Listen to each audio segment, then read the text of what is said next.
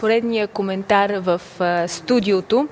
Как се създава устойчив икономически климат чрез така бизнес етиката и каква е нейната роля за икономическото развитие на една страна? За това ще говорим в следващите минути с основателят на лондонската компания Ethical Corporation, Тобиас Уеб. Здравейте, добре дошли в нашото студио. Госпожа Илияна Танасова ще ни помага с превода. Здравейте и на вас. Вчера в София се проведе голяма конференция, посветена на бизнес етиката като основен принцип за устойчива бизнес среда. Какво ви впечатли по време на събитието? На него присъстваха представители на финансовия свят, на политиката, на дипломацията, на бизнеса, разбира се. Благодаря ви за зададения въпрос. Много се радвам, че бях поканен от Американската търговска камара, Австрийската търговска камара и Немската търговска камара.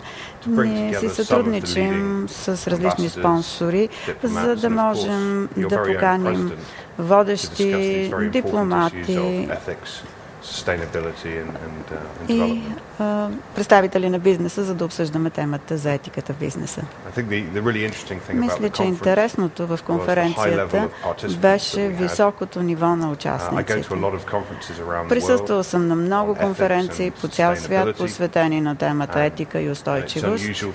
И не е обичайно да присъства президента, да остане в продължение на 2 часа и да бъде толкова ангажиран с темите етика и устойчивост. Освен това, голямо впечатление ми направи неговия ангажимент към дългосрочното планиране и искам да похваля организаторите за това, че организираха конференция на такова високо ниво. Много интересна е и темата на лекцията на президента Росен Плевнелиев, но предлагам да поговорим поне след малко. Всъщност, стана ли дума за отражението на кризата върху етичните бизнес практики? Дали тя влияе негативно или пък на така точно обратното, има и положително влияние?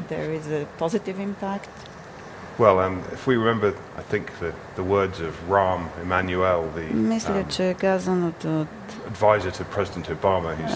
Рам Емануел, съветник на президента Обама, са много правилно, именно, че не бива да пропиляваме кризата. Така че казаното с други думи означава, че в кризата има и възможности за реформа в процедурите, в институциите, в подхода към различните въпроси, свързани с икономиката и устойчивостта. Така че кризата, разбира се, води до лошо поведение в краткосрочна перспектива и това важи за всички институции, но от друга страна ни дава възможност да погледнем на нещата от друг ъгъл. Надявам се, че държавите в цяла Европа, включително и България, ще използват тази възможност да реформират институциите, институционалните структури и реално да помогнат на бизнеса да създава нови работни места и зелена околна среда. Това е много важно за бъдещия растеж. Като говорим за отношенията с институциите, много сериозен проблем за България са обществените поръчки.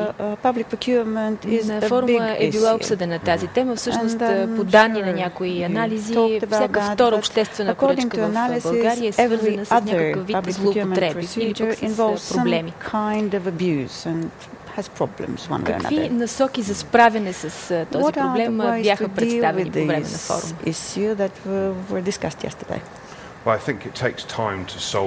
Мисля, че е необходимо време, за да се решат институционалните проблеми. И гласоподавателите и гражданите, разбира се, с право очакват от институциите бързо да се справят с тези проблеми. Реалността обаче е, че те изискват време. Реформите в процедурите, работата на съдебната система, справедливостта в системите, така щото те да се борят с корупцията, да не се позволява корупция. Направиха ми голямо впечатление 2 неща. Първо, обстоятелството, че министърът на правосъдието в миналото, доколкото разбрах, е била ръководител на Прозрачност без граници България. Това е наистина голяма крачка напред, защото Прозрачност без граници е една много уважавана организация, чиято почтенност не се поставя под въпрос. Второто е, че непрекъснато се повтаряше необходимостта да се подобри системата на обществени поръчки в България. В това отношение има ангажименти от страна на дружествата, на политиците и на много други организации.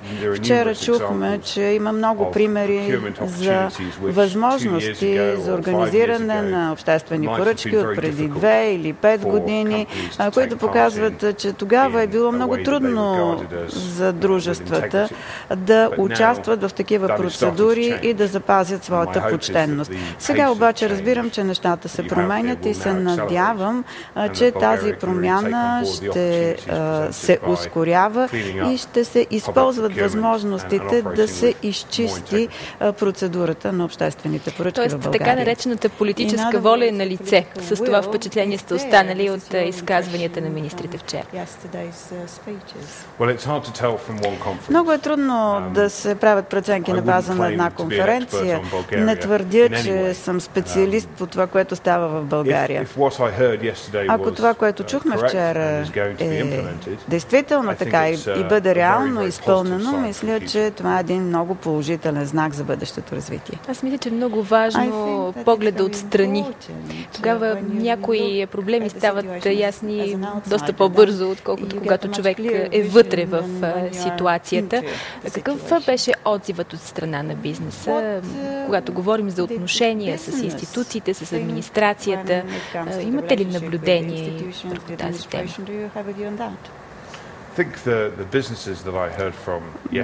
Това, което чух вчера, е, че представителите на търговските камери, австрийска, германска, американска, британска, също беше представена там. Тези дружества са поставени под много голям натиск да работят почтенно, да работят при високи стандарти. Разбира се, във всички дружества се правят грешки. Видяхме го, например, в Siemens. В миналото там имаше дейности, които не бяха съвсем правилни. Но видяхме също така, че те използваха тази криза в етичното си поведение и я превърнаха в възможност. Така че Siemens в момента преподава на останалите дружества урок по етично поведение. И целият свят ги похвали за това, което постигнаха. Те имат прекрасна система за управление на етичното поведение. Така че дружествата, за които говорихме и които бяха представени вчера, показаха своя ангажимент да работят почтенно. Те имат ангажименти към законодателството в родината си, примерно Съединените щати, и подкрепят усилията на държавата да наложи почтенност в отношенията. Проблемите са много по-големи, те излизат извън границите на България, така че тези дружества могат да бъдат глобени с суми, които са може би по-големи от БВП-то на България, ако се уловят някакви нарушения. Да не говорим, че това струва и много скъпо на репутацията на доброто име на дружеството.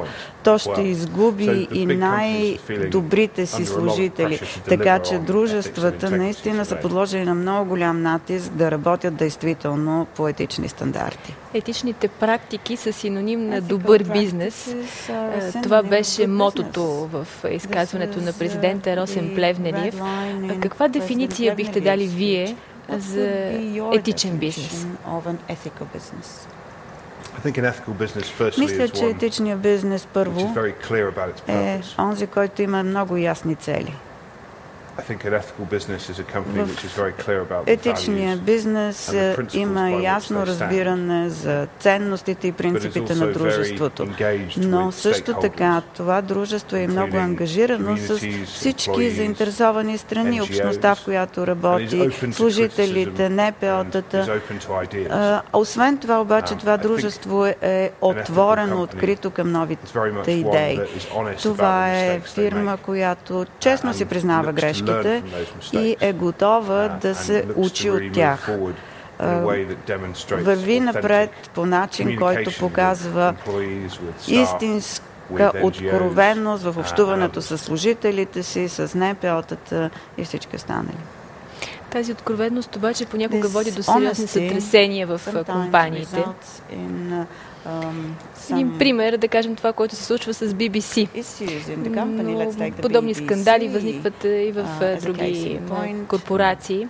Вашия съвет какъв е към топ-менеджерите? Как трябва да реагират в една подобна ситуация? Къде е по-малкият риск? Винаги е трудно в кризата. Всяка организация е различна.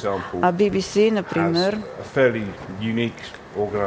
е една организация с доста уникална система. Тя се е развила в годините и като че ли те отговориха при предишна криза с решения, които създадоха, може би, следващата криза. Имаше липса на независимо мислене в много части от организацията.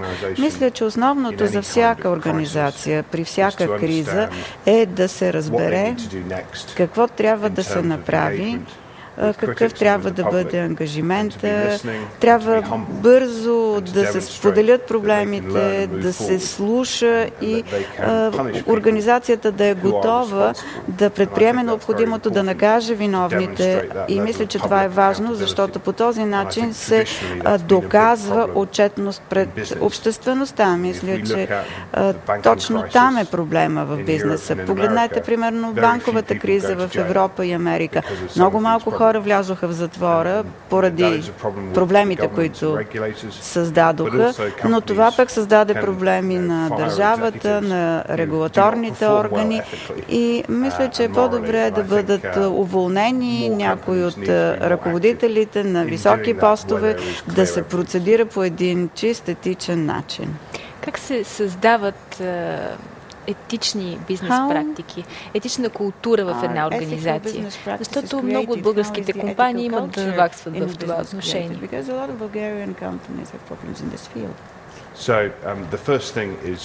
Първото е, че висшето стопанско ръководство, директора трябва да даде пример.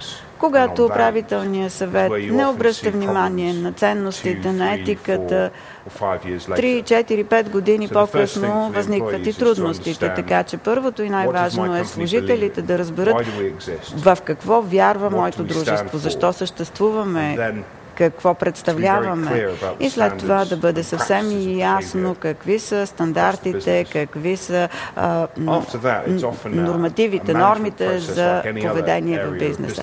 След това, разбира се, ръководството, както и във всяка една дейност, трябва да ръководи тези дейности, да използва етичното поведение, за да ангажира служителите. Тоест, това е начин да се подобри дейността. Мисля, че трябва да има възможности едно дружество да работи по-добре, не само да спазва закона, но ако то се ангажира с различни дейности, свързани с подобряване на услугите и продукти, които предлага, и да избягва, разбира се, етичните конфликти. А каква е връзката между етичните бизнес практики и социалната корпоративна отговорност?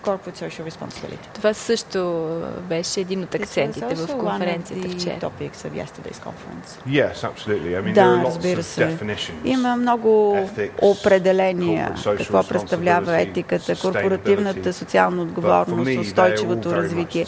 Според мен обаче всичко това е едно и също. Естеството на организацията, в естеството на организацията е включен въпроса какво се опитваме да постигнем и как.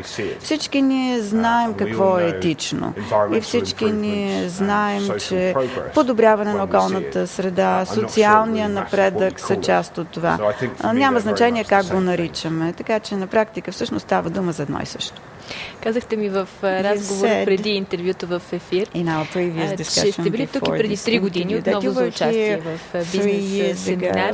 Направи ли ви впечатление нещо? Имаш ли някаква промяна в, може би, настроенията на участниците, в темите, които са поставени като приоритети и като основни проблеми? Много се изненадах, когато отново дойдох тук. Както вече казах, преди 3 години имах чувството, че обсъжданията се провеждат на по-ниско ниво.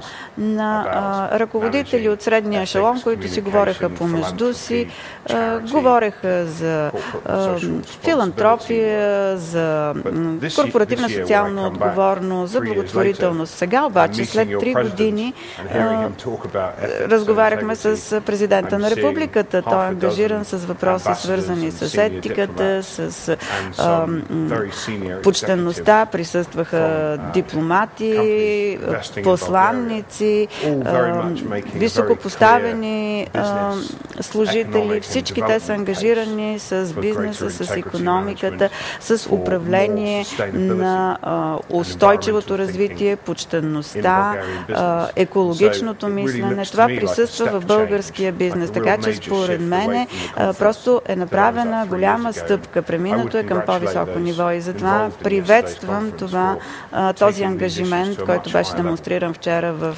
хода на конференцията. Разбира се, предстои много дълъг път, защото всички мерки за борба с корупцията, за по-добър темп на реформа на съдебната система, по-бързо действащата администрация, всичко това означава много време, много усилия, но пък може би първата стъпка е това заявката, че има проблеми, той трябва да бъде решен.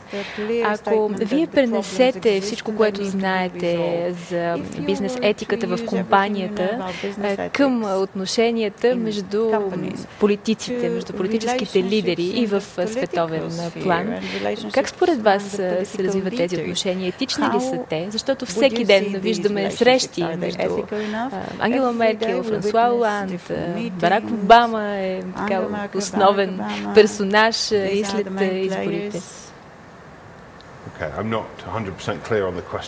Не ми е съвсем ясен вашия въпрос. Дали са етични отношенията в политиката на най-високо ниво според вас? Мисля, че могат да бъдат. Когато човек стигне до високите нива в политиката, вижданията са доста по-различни от тези на опозицията. Тогава човек получава информация за това, което се случва в политиката. Тоест, много политици са принудени да бъдат по-малко амбициозни, когато дойдат на власт, отколкото когато са в опозиция. И разбира се, това води до скептицизъм сред хората. Хората считат, че политиците винаги лъжат и винаги се опитват да спечелят нещо за себе си. Така че за политиците е трудно да бъдат наистина популярни и наистина да направят онова, което са обещали, че ще направят, защото всички ги критикуват. Мисля, че голямото предизвикателство за политиците обаче е да създадат необходимата рамка, която да осигури успеха. Разбирам, че в България правителството се сменя след всички избори и това пречи на дългосрочното планиране. Голямо впечатление ми направи казаното от вашия президент, когато говорихме за целите до 2020 година. Той каза, че е необходимо да се взимат решения, които надхвърлят края на мандата. Но за бизнеса е по-лесно да планира така. По-трудно е за политиците да поемат ангажименти извън мандата. Така че политиците се ангажират с един цикъл от 4-5 години. Това е демокрацията, но в бъдеще би трябвало трябвало, може би, да мислим в по-дългосрочна перспектива, ако искаме да продължат промените и да решим някои от институционалните проблеми. Да е така. Много ви благодаря за това участие.